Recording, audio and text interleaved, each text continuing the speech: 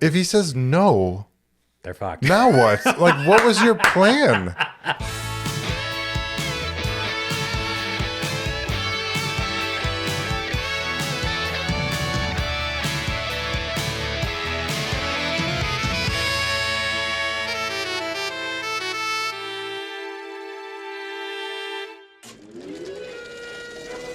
You zigging?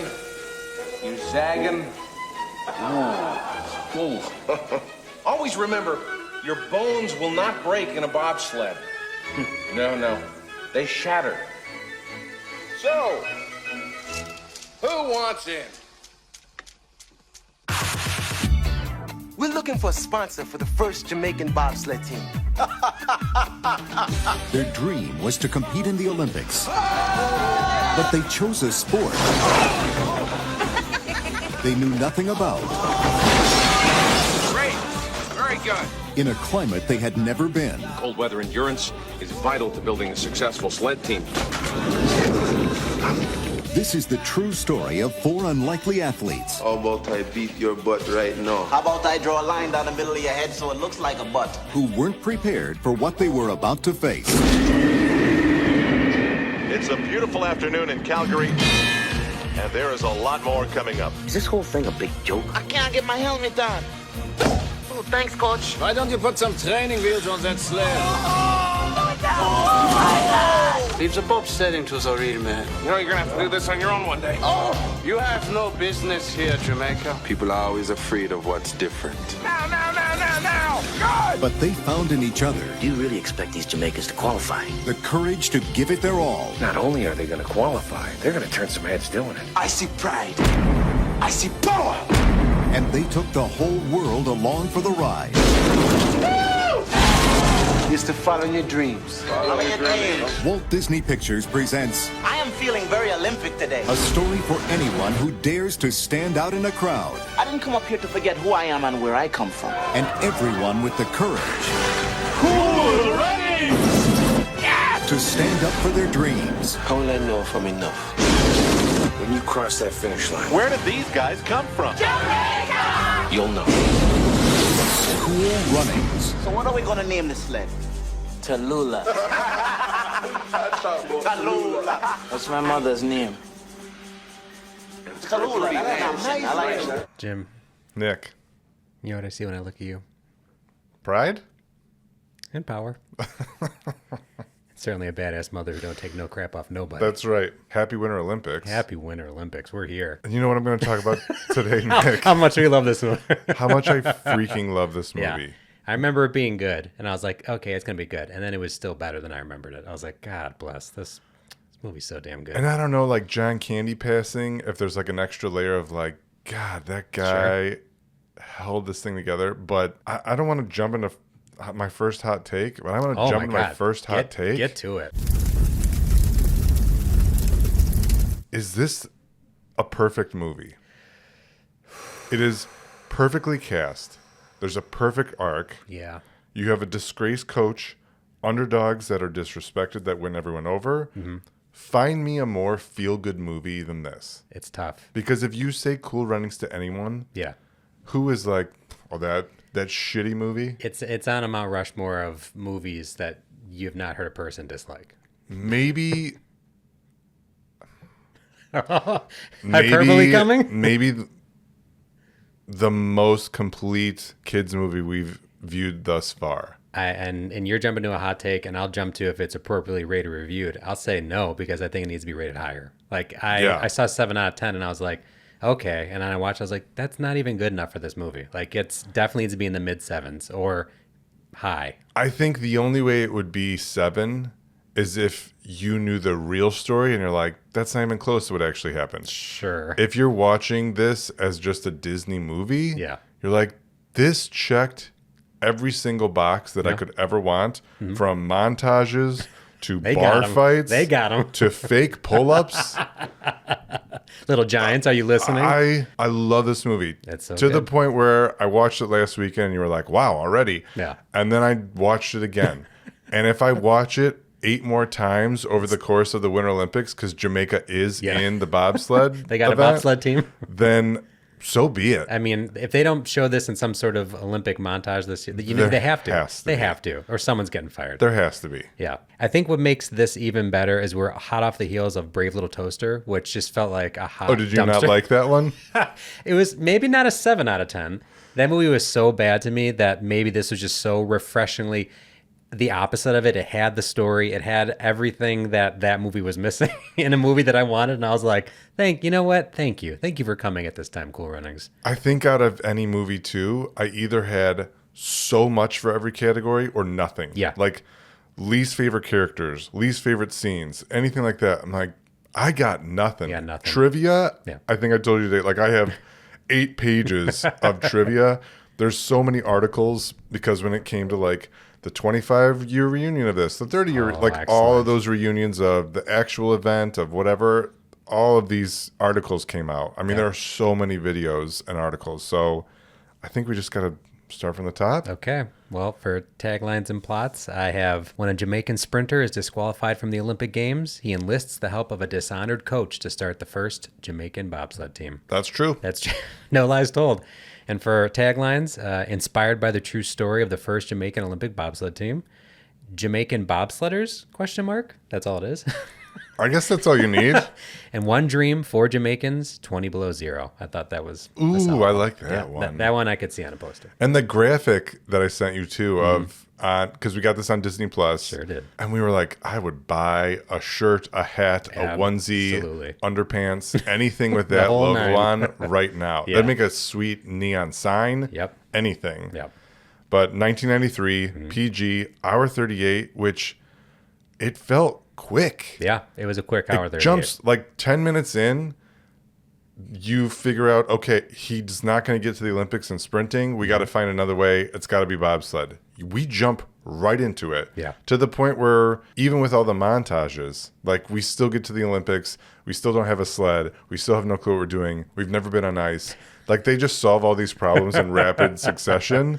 Yeah. And then it still all works where you don't feel like it's rushed and you don't feel like it's dragging. It's just like perfect. It is what it is. It's like watching Whiplash where he's talking, yeah, you're rushing, you're dragging. No, this is the perfect in-time drummer. If someone threw a cymbal at my head, I don't know. Not at this movie. I don't know if it's no rushing one's getting or a dragging. cymbal thrown at your head for this movie. No. Hour 38, yeah. Like you said, 7.0, 75 on Rotten Tomatoes.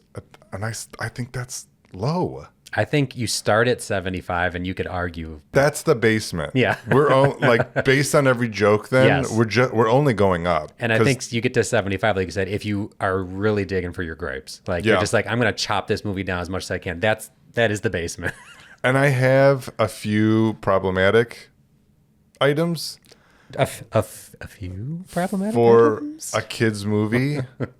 But I think because I like it so much, I'm like, meh. That's fine. Okay. Well, we can deal with it. Our director is John Turteltaub. He's a repeat guest now, a director of Three Ninjas. So he is back and he is ready for action. I totally forgot about that. I forgot about Three Ninjas. I recognize him from National Treasure, which is pathetic. But I'm like, is that the National Treasure director? Or was it the Meg that you recognize him for? Possibly While You Were Sleeping? Did not. Or Phenomenon. I didn't even know that. Yeah. No. Yeah, okay.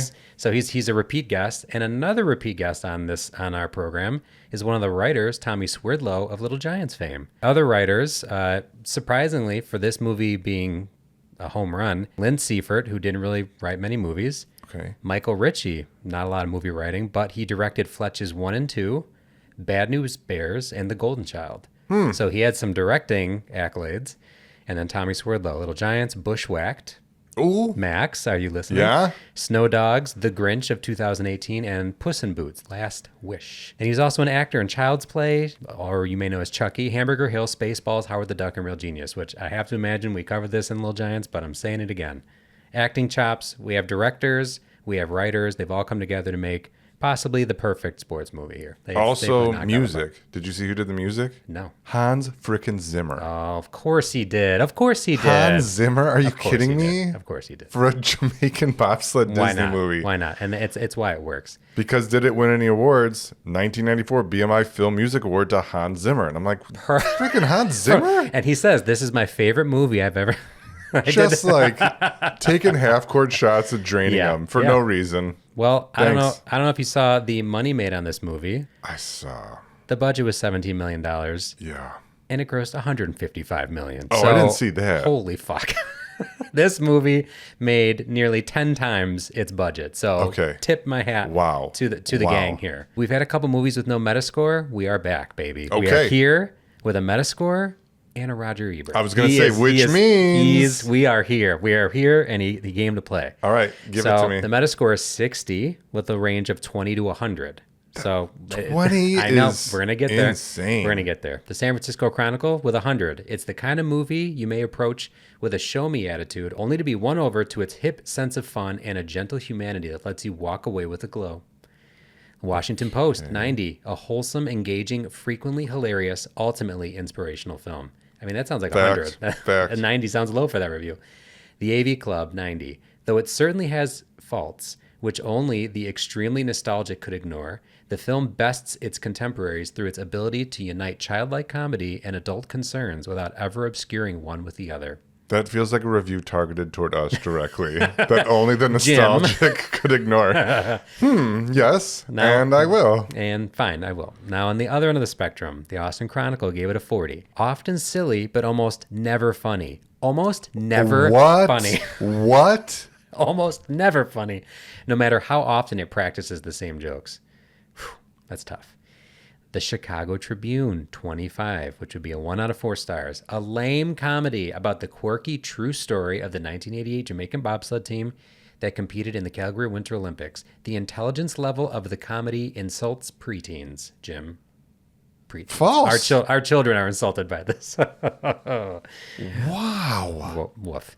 Time Out London with the lowest of the ratings with 20. In his prime, co-writer Michael Ritchie might have turned this into a caustic downhill racer or Bad News Bears style critique of professional sporting values. Director Turteltaub, on the other hand, patronizes both characters and audience with daft knockabout humor, tear-jerking sentiment, and racial stereotyping, which skates on very thin ice. Not a fan, Time Out London. I don't even get the critique. So they point out racial stereotypes and challenge them? They just wanted to throw an ice in there. Yeah, and they were, Jim, we've said this before, and we say this again. If there's a sports movie, we got touchdown. All right, our friend, Mr. Ebert, he is here. Do you have a guess? Remember, his rating is out of 4 stars. Yeah. Where do you put him? Now, remember, you like this movie, so go. I love it. So there's a certain but I think here. He will like it. Okay. I think 3 out of 4 is fair for him. Incorrect. 2.5 out of 4. I don't like that. The problem with a story like this... Oh, love the beginning. Just stop it already. Is that it's almost too perfect, Jim. Almost too perfect. It tends to break out of the boundaries of the typical sports movie and undermine those early cliches that are so reassuring to sports fans. The Olympics have fostered a cult of excellence in which athletes become superhuman and victories are measured in a tenth of a second. If a bunch of guys can get there by practicing in a bobsled with wheels, nothing is sacred, Jim. Nothing. Although the Jamaican bobsled team broke all the rules, the movie is content to follow them, to reprocess the story into the same formula as countless sports movies before it. It's not a bad movie. In fact, it's surprisingly entertaining, with a nice sweetness in place of the manic determination of the average sports picture. The actors playing the bobsledders have a nice comic charm, especially Dougie Doug as the high-energy guy who sunk a coffee. Yeah. And John Candy has a couple of stirring speeches that he somehow delivers as if every word were not recycled from other films. If you like underdog movies, you might like this one, especially if you haven't seen very many. I don't understand the critiques. Are you not aware of at this point, if you like a movie, he will not like a movie, Jim? I'm fully aware. Stick to the rhythm here. Stick to the formula. 2.5 out of 4. I was surprised. That's low. That's low.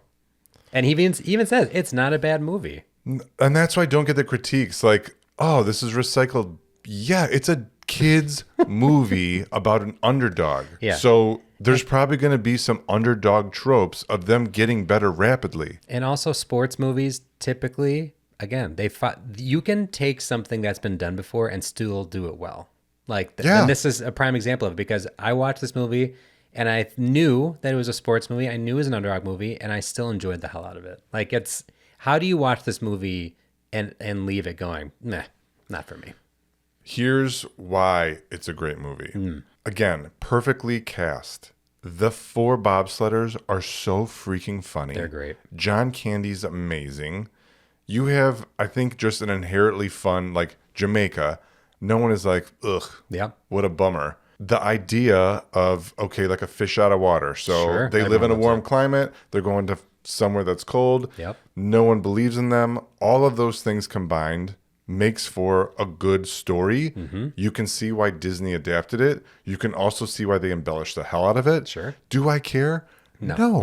No, Does it matter? No. No, because you're having fun. No. Because it's a fun time. It is. Yep. All right, let's take it from the top. We get the opening montage, the Jamaican music, you're setting the tone, you're setting the stage. Maybe not a hot take, but it made me wonder, or at least think, culturally, Jamaica became very popular in the 90s. Like, I feel like there was lots of times I would hear it and see it, and I wonder if this movie drove that engine. Between that, 100%. UB40, there's like a couple of things that got reggae and like Jamaican culture popular in the States, and I'm watching this movie and I'm going, yeah, this is at least half of it, if not all of it. Like this movie right now. I think this was the impetus of it. So many of the articles I read were talking about how they wanted to make people aware of racism, but not beat them over the head of it. Yeah. And they say in there too, like, people don't like what they don't understand or what they're not familiar with, something to that effect. And you're just like, huh. Like, there are some really deep lines without it getting too serious. Yeah. I think they do a great job of talking about these more adult topics, but maybe not watering it down, but like simplifying it for kids. Sure. But still, there's so much humor behind it that you're never, it's the anti-Brave Little Toaster where you're not mortified. This movie is... You're not, you're not anti. horrified at every step of the way. You're like waiting for the next time to laugh. Yeah. And even when it gets serious, they still do a good job of like poking fun at it. Yeah. So like John Candy's scolding them, but they're all kind of laughing on the side or talking about like butts or eggs or whatever. I think it just works really well. It really does. And see what else works really well? Doris running through town and that backside that we could watch all Doesn't quit. day. That backside does not quit. Doesn't quit. So we get introduced to characters one by one. Love this trope in a movie. And we get to Sanka, who is getting ready to do a push car race with the kids.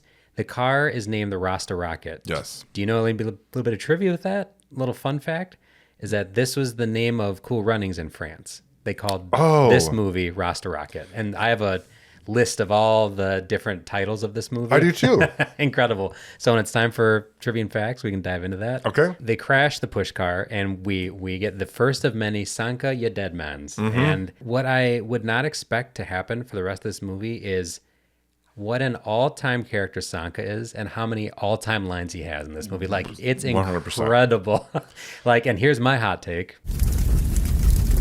I believe that this movie is on the Mount Rushmore of sports movies with like the best quotes in it. Like, because you think of like most quotable because it's like there's maybe more quotable lines, but this movie has so many of them that it's like this is on Mount Rushmore. I think of this, A League of Their Own. Like, a movie has multiple great quotes going on. Like, you want to kiss my lucky egg.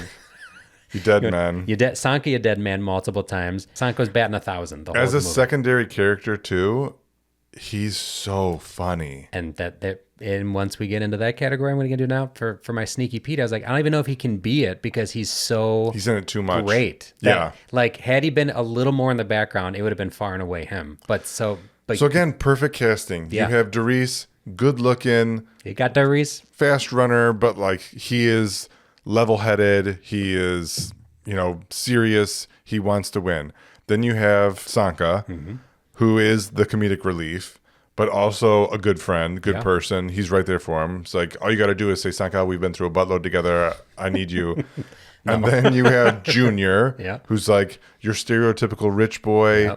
Dad doesn't want him to go off. Life. And then you have Yul Brenner, who's just like the big, grouchy, strong guy. Got to be one over. You got to have all those aspects in a movie at some point, and you only have 4 people. And so they just nail it on each of the 4 with a crotchety coach that is past his prime. And it works so well. We're hitting every beat. Doris early on calls this shot to his lady and says, I'm going to the Olympics. But what we don't realize is he thinks he's going to the Olympics not for bobsledding, correct, but for a different event. Did they not have asphalt in Jamaica in the late 80s? Because they're running over these like bumpy hills. Yeah. I don't think that helped not great with the race. Not great for your time. I bet you can shave off flat land. 100th of a second with that. Yeah. We have the big race where the top 3 can make the Olympics. We get the slow motion footage. Dries, Ewan Jr. all next to each other. They take off.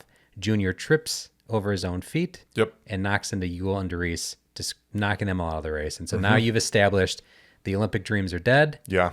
And now we have the turmoil, we have the conflict between Ewan Jr. or Junior and the rest of them, which really doesn't, it's mostly Ewan Jr. Pretty much. Yeah. We get a shot of Dries seeing a picture of his dad with Irving Blitzer, who he has to figure out what's going on there. What's the story there? And now he knows there's his in. Like what's funny to me is like, he doesn't care about what event he goes to. He wants to go to the Olympics. He is like driven to do that, which I feel like most athletes are like, I'm very specifically this event. Like I'm good at this event. He's just like, fuck it. I'll go for rowing. Like just get me to the Olympics. I want to go. I think again, why this storyline works because you have the son of an Olympic athlete. Yeah. So that's the extra drive for him to go.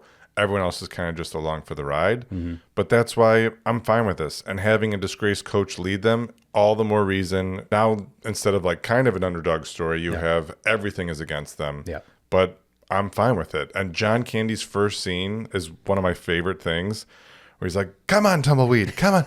No, tumbleweed. No, I needed this. And the pool cue, smashing the radio, smashing windows.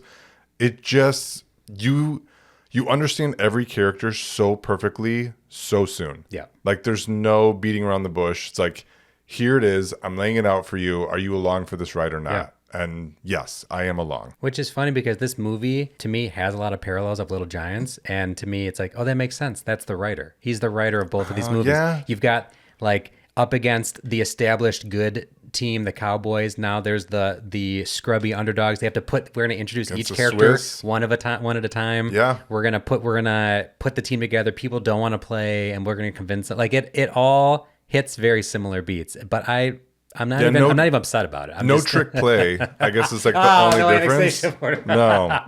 And no spike. No spike. No, that's true. That's true. And you know what? That's where these movies differ. Those 2 points specifically. Yeah. I know we won't be addressing in Dead or Alive John Candy because we know he's passed. Yeah. But I feel there's almost a bit of sad foreshadowing, a little bit in my mind, because when the guys keep jumping out to scare him, he goes to grab his heart, and I was like, oh no, that hurts my heart to see happen now. Now knowing what happened to him, that hurt me. It gave me a little single tear down the cheek. Yeah, that was rough. Yeah. Dries tells Irv that he's Ben Bannock's son, who Irv coached. So now we're establishing Irving is going to want to be involved. He's got stakes here. He didn't care about these guys, 5 minutes ago, but now he's ready. And we get a scene that I totally forgot about, which is Irving showing the room full of potential athletes the footage of bobsledding, which is just a great scene, just hilarious. Yes, just it is. People wiping out, eating shit, getting hurt, and him not sugarcoating it, making it even worse. Oh, just laughing like, oh, your bones will not break in a bobsled. No, they'll shatter. And then you cut, he says, so who wants in? And the room is empty. So I was like, perfect. Love it. No notes. Great. And then Junior and Yule walk in. And it's like, well, this is the only 4 we got. Yeah. Then let's ride. But when Yule and Junior walk in, Yule, again, I understand he's going to be the tough cookie in this movie, but he's just an asshole, like, no matter what. Like, especially to Junior, I get that. But, like, to everyone, just like, I'm here and I want to do this thing, but also fuck all of you. Like, I'm coming with bad energy. But I am okay with it because then later when he stands up for his teammates in the bar fight, it's like, yeah, we're a team. That's true. Plus, he wanted off the island, and Junior did kind of mess that up for him. That's true. He wanted to go to he wanted to go to Buckingham Palace. That was his dream. Yes, he did. Well, he wanted to live there. So when Yule tells Junior that he'd be in the Olympics if it weren't for him tripping them all, Sanka says, Dries would have beaten your butts. And Yule replies, what if I beat your butt right now? Which Sanka says, how about I draw a line down the middle of your head so you look like a butt? Which, again, just an absolute banger of a line. Every time I saw that, I laughed. And I knew it was coming. Mm-hmm. Carter laughing out loud. Yeah. Just so good. Wrote it down as one of my favorite things. It's a solid line. Absolutely. And I said, we are only 20 minutes in and we've already got, you know what? This movie, I'm going to go ahead and say it. This is perfect. As two homers and Chicago Bears fans, this movie is the Chicago Bears 2025 season of movies. We are just batting a 1,000, 20 minutes in, classic lines, like underdog story, like so many good, like a highlight reel of this movie would be just an astonishing watch. Like just a banger, just bangers the whole movie. And I said early on that Sanka is my sneaky Pete, but I think he plays himself out. He's too good. He plays himself out of the category. He's so good. Although the name Sanka Coffee is a pretty ridiculous name. It's not a good name. So maybe that pulls him back towards me. Maybe I can still. I don't know if this is in trivia or casting, but was he in other things? He was just so funny that I don't know how he wasn't in everything after this. Jungle Fever, Operation Dumbo Drop, That Darn Cat. He's on the Cosby Show. So all the hits. Touched by an Angel, Eight-Legged Freaks. He's on Sesame Street. Well, Shark Tale. You know what else? What else can I say here? He's done it all. And we get this medley of all their their coming to the States training, which is they end up in an ice cream truck, only to reveal Sanka breaking off his dreadlocks. Another Sanka, you dead. Like we get this line several times in the movie, but I never get tired of it. No. I'm enjoying it every time.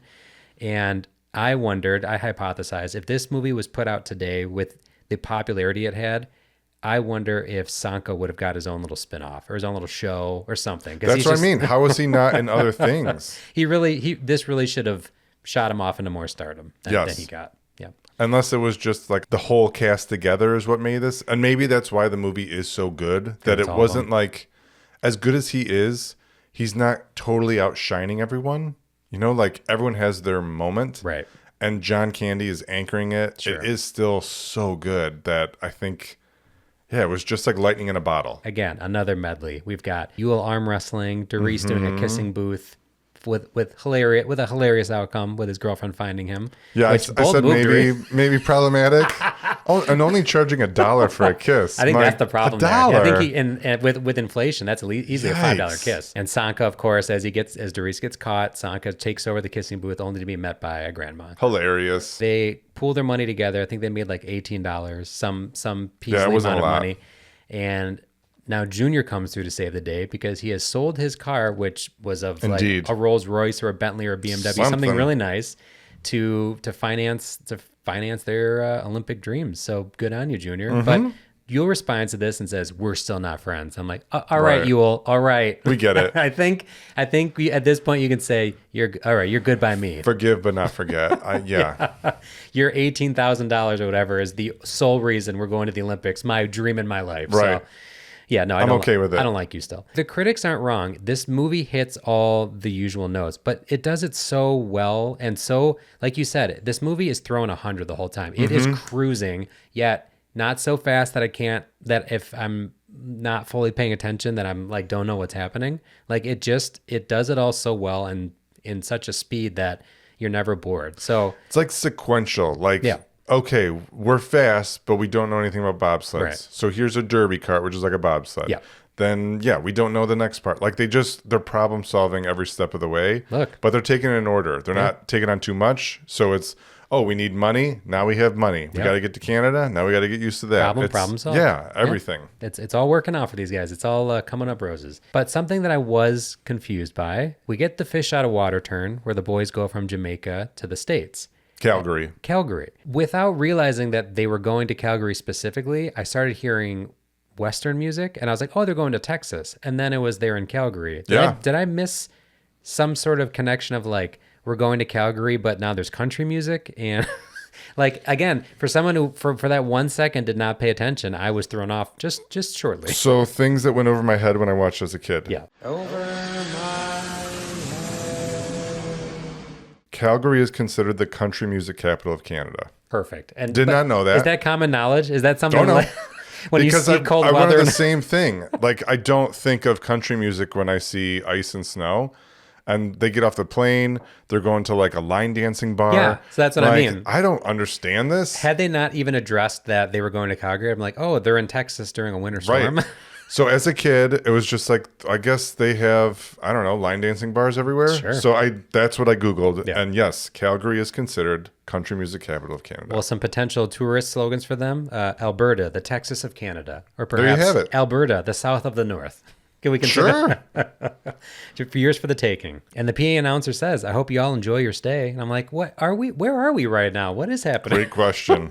But again, I'm so enamored by this movie that it doesn't even really stop me long enough. Like for the 10 seconds I think about it, I'm on to the next thing and I don't even have time to linger. I do have another unanswerable question, perhaps. So they get to Calgary. They're there. They're pumped. Mm-hmm. Then you have Irv bump into like his old teammates from long ago. Yes. And then Irv wants to meet his buddy at the spinny tower, he says at the top. Roger. No. Yeah, Roger. So then he asks him for a sled. And Roger's like, I can't do anything for you. He's like, anything. Yeah. For $4,800. $5,000, I'm going to get you a sled. Yeah. If he says no, they're fucked. Now what? Like, what was your plan? You were like, hey, we need 20 grand to get to Calgary. You get there and like, shit, we don't have a sled. We have $5,000. Do you have a toboggan? Does anyone have any like scrap metal on them? Fair point. Listen, they were throwing a Hail Mary. Like, Roger really helped you out. That's I don't true. know what you were going to do if he doesn't give you the Americans practice sled. That's fair. And do they not need a practice sled? I guess not. Not anymore? They don't need to practice. They're so good. Up until this point, I'm thinking, Sanka is going to have all the memorable lines. May I divert for just a second? Please. Because during the scene when Irving talks to Roger about getting the sled, Roger asks, is this a joke? And Irv says, 3 of the guys can run in 10 flat. And he said, I don't care who you are. That's lightning. And Roger hits him with this all-time line, yeah, but can lightning run on ice? And I was like, holy shit, Roger. Favorite things. From 3. This is just like there are so many great everywhere. Quotes in this whole movie. I mean, and that's a valid question. Lightning? That's unanswerable questions.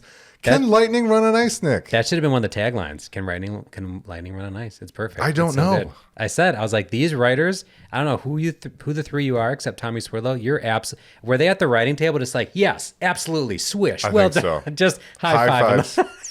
But Derice watches the other bobsledders. Now he's getting inspired. And now his kind of subplot is he's so inspired by the Swiss team that he wants to become them. He wants to do the same things as them. Which then also becomes its own little side thing of like, don't try to be something you're not. Exactly. Which is like, again, just a nice little message of like, stick to your roots, be who you're going to be, follow your dream. I'm like, even saying Eins, zwei, drei, like, doesn't work. No, not for you. And guess what?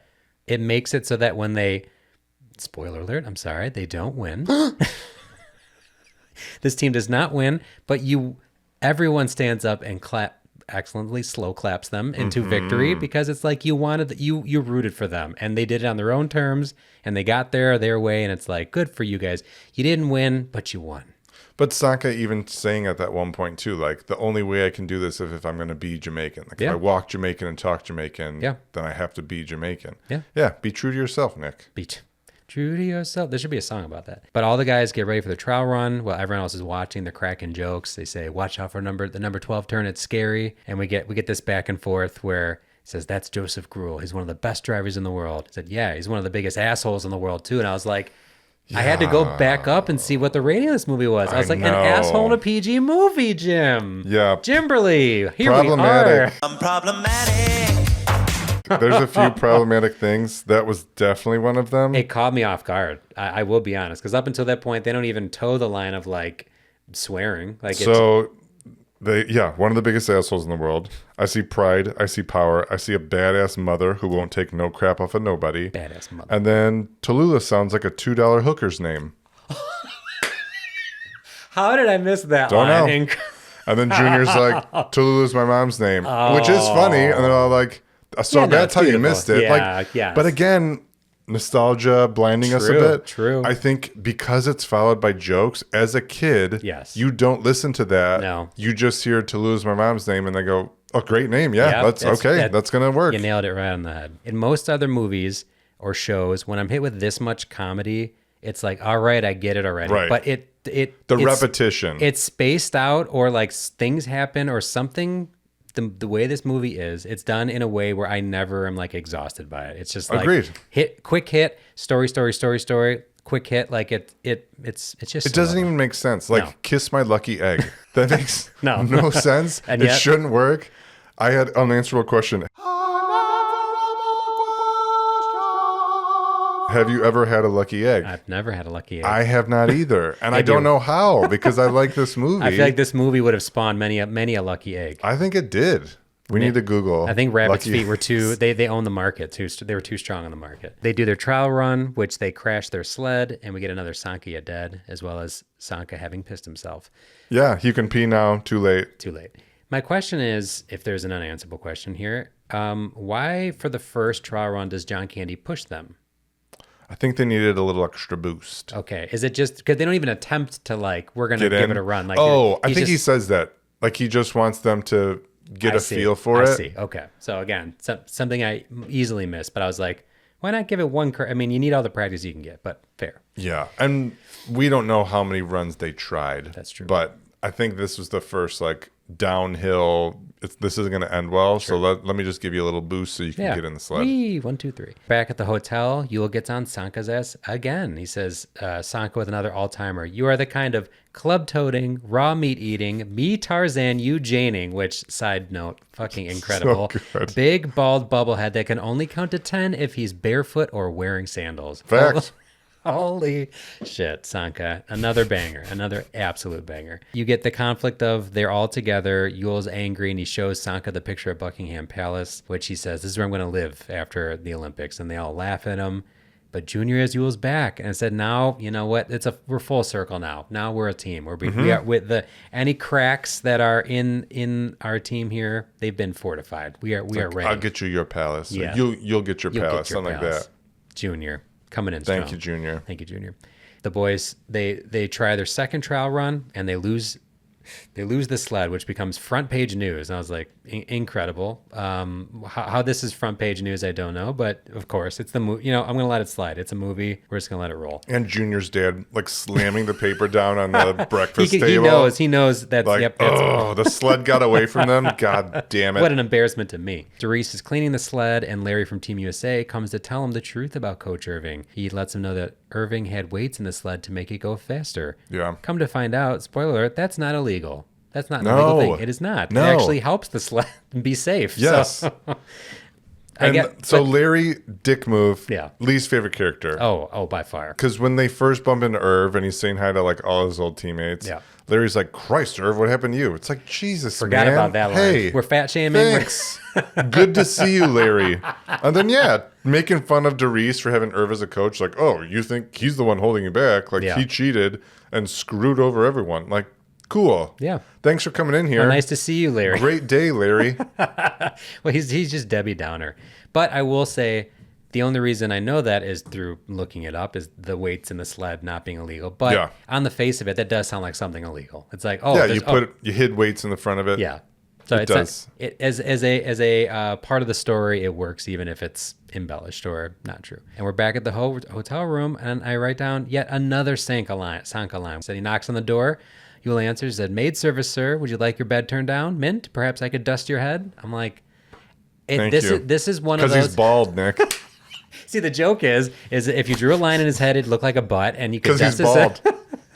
This is one of those movies, again, where you're like, I remember all these lines separately, and then you watch, you're like, oh, this is all the same movie. Right. This is somehow all the same movie with all these great lines in it. It's like a bunch of SNL skits that you find out are in one movie, and you're like, oh my God, this is in here too? Wow, the same episode, the same host, incredible. One of the guys from the German bobsledders talks shit to Yule and Junior, and Yule stands up to him. They end up in the bathroom, and Yule talks to Junior. He says, now look at them, and you get this absolute all-time line. I see pride. You see pride, I see power, badass mother, don't take no crap off nobody. Yule has now redeemed himself with Junior. He has his back. He's ready to be there for him, except what he doesn't expect is that Junior now goes back to the bar, which starts a bar fight. Yeah. Which, again, the maybe my favorite part of the bar scene, on top of just everyone getting bottles broken over their heads, is Sanka from the top rope. Sanka just says, "Oh, I man." think with the cowboy hat too. he had traded hats with a girl he was hitting on, and he's like, "Just 1 second," and doesn't even hesitate. No. Just immediately step, jump. Nor would he. Irving saves the day, I guess, in some ways. They end up back at the hotel, and he sorts out the bar. He says they're not gonna press charges or anything. Like, it's all set. I'm all done with it. This is Olympic Village. Yeah. I can't imagine. This is the least of their worries. With all the sex they're having everywhere. One bar fight. Who cares? To say? I will say, when that scene happened, I started to hypothesize, like, oh, remember what happens after this. Does one of them get injured in the bar fight? Does somebody break a finger? I was like, is that a potential like foil to their Olympic dreams or something? No, doesn't even happen. Irv just kind of scolds them. It's like, take it seriously. And they're all like snickering. Yeah. But then the next morning they wake him up, which I don't know how you got in his room. That's a little creepy. But they have an alarm clock and they're waking up and they're training. Yep. Another montage. Yes. But we're back at it. Yeah. Like these guys don't stop working. You can't stay upset for long. No, it's true. And they've all got the hearts of lions. They don't want to quit. They want to keep working at it. Like, again, how do you not root for this team, Jim? You have to. Roger, how do you not root for this team? 2.5. 2.5. I said the workout scene's great. The transitions of one guy lifts the weights, drops them, it's the next person. The pull-ups, I was like, listen, as a video editor, you've just banging, just absolute bangers going on. Way here. to go. Well done to the team.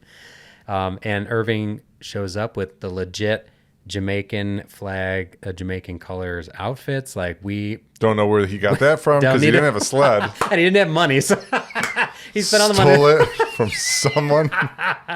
Side story, subplot. Where did you get this, Irving? Again, unanswerable questions. Like, not I even sold bother. some organs on the black market. Yeah, doesn't matter. I don't need them. This is where we get the side story, the subplot of now the judges and who the judges are and Irving's history with at least one of them. They're all hard asses. One of them is named Schindler, and I was like, oh, not great. I think you stopped short. All the three of their names should have just been Schindler, Goebbels, and Hitler. Like, why didn't you? Why did we even stop short just with Schindler? Like, you had it there. And we get the scene. They want to name the bobsled. Suggestions are Tallulah, which is the $2 hook line that I missed. Mm-hmm. But we get the name, the titular line of the movie, Cool Runnings. Cool Runnings. The name of the bobsled. And what that means, Jim, is peace be the journey. When a movie says the name of the movie in the movie, I can't not be happy. I'm just like, well done, you did it. Well done, writing team. I don't like it when it's like the opening scene of the movie, but this was perfect. Jonathan Taylor Thomas, you're the man of the house. Like, it just never. 3/4 of the way through the movie, you're like, oh, there it is. They did it. I didn't know if they were going to do it. It was the last second jumper and he hit it. But they get the news now, the final turn, potentially, that could derail the whole thing. They're disqualified. Yeah. Which doesn't really make a whole lot of sense. It doesn't. We changed rules last second. Why? Meh. Because we can. We just decided to. We're changing this all throughout because we don't like you, Irving. You cheated, so you'll be punished. But then he gets a good speech in, and it's like, don't punish them. They're doing it the right way. Yeah. They haven't lost sight of what's important, unlike me. Yeah. Tough to argue with that. Yeah. And it's awfully convenient. He finds them all meeting together. Right. And he had a key to the room or knew where they were. They're all like Dr. Evil and all the other bad guys at the perfect round table. He breaks in and lets them know. And this is another scene again. I was going through my memory. I was like, oh, is this, does what happened here is like, all right, here's the deal. You are disqualified. They can go, but it's without you, sort of a thing. But again, never again. Yes, this is your last chance or something. Yeah. No, it's they're just back. All right. And Irving gives a prayer before they go out. Do you remember this prayer? Because I haven't read it. Yeah, I just listened to it. Yeah. It's a take on the Lord's Prayer. But he says, I believe, he says, I have a song for you. Oh, okay. And that's not a song. Certainly not a song. It's a prayer. No, what he says is, Our Father, who art in Calgary, bobsled be thy name. The kingdom come, gold medals won on earth as it is in turn 7, with liberty and justice for Jamaica and Haile Selassie. To which I said, who is Haile Selassie? No clue. And I researched it. He is famous as Ethiopia's last emperor, a symbol of African independence, and a modernizer who introduced Ethiopia's first constitution. That may have gone over my head as a child. I don't know why I didn't get it then, but I'm letting you know now. I said we're having fun and learning. We Jim. are. Wow. Reading is educational. Yeah. The more you know. And just when you think all the ducks are in a row, they're ready for success. Mm-hmm. Who knocks at the door but Junior's dad? Yeah. Yes, the party is over, guys. Junior, you're coming home with me. You've had your fun. Let's go. Weird timing. Very weird timing. Listen, you knew he was there. You could have come at any time. I flew all the way from Jamaica. Right before you were about to do your event. And then when he's on the elevator, he's like, I don't have time for this. Yeah. You kind of do.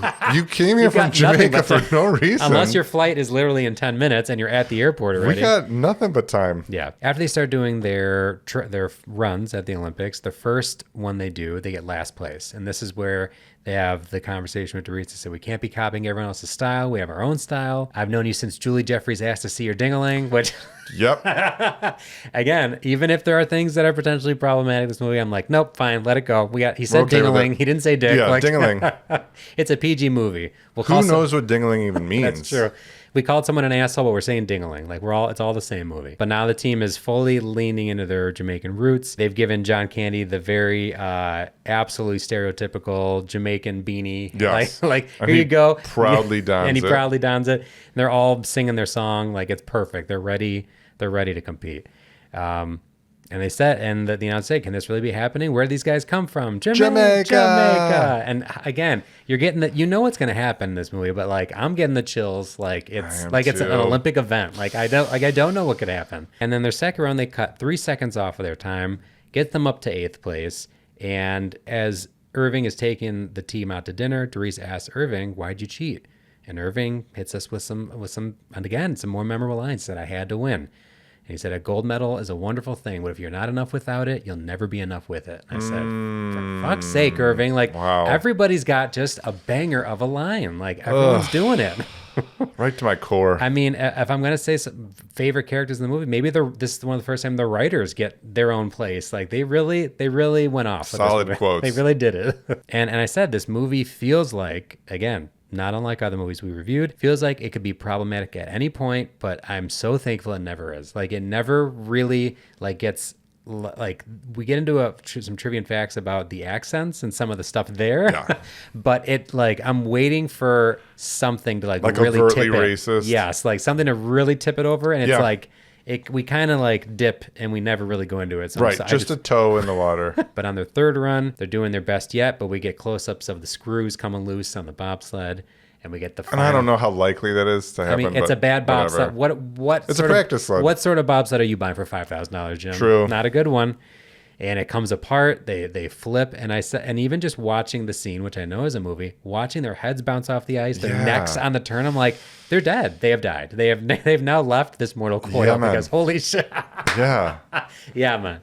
Yeah, that was brutal. Even just in a fictional movie, right. I'm like, God, you are cringing. Yeah, like they're in trouble, but they're all they're too tough. You can't keep these men down. Like we get another, instead of a Sankia dead, we get a Doris, you dead man. He said, no, I'm not dead man. I have to finish the race. I said, what? Good for you, What Doris. absolute heart. You cannot, he'd be the guy in a war movie with no legs just crawling over. Like you just, he's Lieutenant Dan in every one of the family lineage. Like you just can't keep him down. I guess if I had to have an unanswerable question, when they pick up the sled to the finish line, I'm like, couldn't they just pushed it? Like, that thing looks very heavy. So, answerable. In real life, they did push it. Wow. They were on the side and pushed it. Because I asked, could they even lift that? How heavy is that fucking thing? It looks so very the heavy. average bobsled weighs 463 pounds. Okay. I mean, with four guys. On one shoulder. Do you see how much heart they have? With the 4-man crew, I think can weigh around like 1,300 pounds, but an empty sled for 4-man, which is different from the 2-man sled, average 463. Okay. That's pretty sizable. Yeah, okay. I get you have Yule Runner, but you also have Junior. He's got 300. That's they balance each other. That's fair. Well, then that's great. I think this might be the first made answerable question that we've done. You're welcome. Thank you. We get one of the all-time slow claps from the judges, from the asshole judges to Junior's dad to everyone, just the all Swiss together. team, This is everybody. Everyone. And the Swiss team tells him, "Sehr gut, Jamaica. We'll see you in 4 years." Yeah. Okay. Like this, and this is where we set up the sequel. Come on, baby, give me a Cool Runnings 2 that will in no way meet the first its predecessor. But thankfully, they didn't go down that route. And Sanka's lucky egg, still intact. Yep. And a perfect ending of a zoom in on the picture, Irving and Doris's dad, only to hang up the picture right above it of the team. I'm like, I'm standing on the class. Seriously. Like, well done to you. The whole gang. I wipe a single tear from my eye. Which is somehow colored black, yellow, and green. Trivia and facts. Pushcart Derby is a real thing. It's a popular sporting event every August in Jamaica. Okay, so we're not just making things up. Excellent. No. Although the story is, from every story I see, 1% true is what they said. It's a feature Disney film. Not much in it actually happened in real life. Dudley Tall Stokes had very little training before the Olympics. He said he saw bobsled for the first time in September 87. By February, he was competing in the Winter Olympics. So that's a pretty quick turnaround. Sure. At the time, it was the highest grossing live action film released under Disney. Damn. In 2015, Sanka, Dougie Doug, revealed he still has Sanka's lucky eggs. They were made of rubber. Excellent. Well done, Dougie Doug. Final John Candy film to be released before he died of a heart attack. He died 5 months later while filming Wagons East, which was released posthumously. Wagons East. Man, I remember. Candy arranged cast dinners and made the 4 bobsledders CD mixtapes with curated songs that he felt represented their characters. So he kind of acted like their actual coach. It was like really taking it seriously. John. Did you see the original cast? I saw some casting questions. Maybe I don't know the original cast. Disney envisioned the original cast with Denzel Washington as Doris, Eddie Murphy as Sanka, Wesley Snipes as Yule, and Marlon Wayans as Junior. And Jesus Christ as Irving Blitzer. They always thought John Candy as Irving. That's the only one they got. Wow. But Damon Wayans, Cuba Gooding Jr., and Tupac all auditioned for roles. Wow. And then when Cool Runnings started, it was a darker movie. Coach Blitzer was conceived as a grizzled character role with Kurt Russell among the names considered. No, that doesn't work. Before Disney took over and made it a family film, there were drugs, racism, and the characters were getting laid a lot, says star Raul D. Lewis, who was cast as the shy, wealthy Junior Bevel. Laid a lot. Laid a lot. Wow. And I will say, you can't, just to backtrack a little bit, this movie probably still... I don't know if this movie's as good with better actors. Like, I feel like every one of those actors would have pulled away. Like, it would still have made it still would have been a good movie, but I feel like them not being known only made it better for some reason. And their personalities. Yes. So to your point too, like the article that I had found, the 4 actors were practically set in their roles, and then the movie almost fell completely apart. They were going to scrap it. And so they had them better. They changed the script. And then even after that, because of the chemistry of the stars, they're like, all right, you guys are still in the movie. Wow. So even though they like revamped it, they were just like, yeah, all right, we got you. Yeah. You alluded to this earlier. Disney's then boss, Jeffrey Katzenberg, was worried that audiences might struggle to understand an authentic Jamaican cadence. So Leon, who is Doris, said, they wanted me to sound like a black Aladdin. I agree.